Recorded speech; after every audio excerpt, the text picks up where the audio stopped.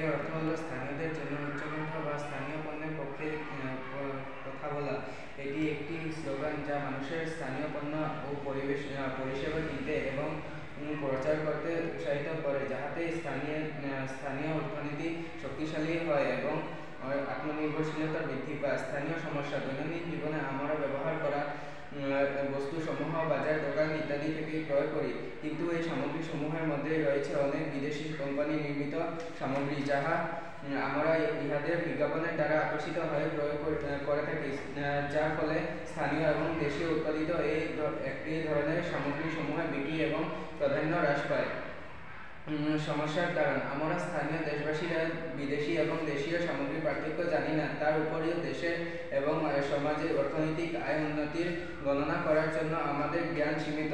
সমস্যার সমাধান: সর্বপ্রথমে আমরা দেশীয় অথবা স্থানীয় সামগ্রীর গুণাগুণের বিষয়ে জানতে হবে।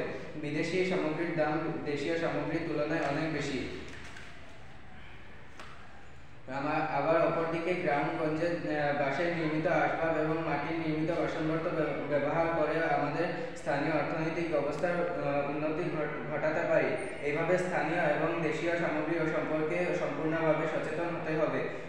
প্রত্যেক যাহাতে এই সামগ্রীগুলো ব্যবহার করে, তার জন্য বিভিন্ন উপায় সোশ্যাল মিডিয়ার মাধ্যমে ইহাদের প্রচার করতে হবে।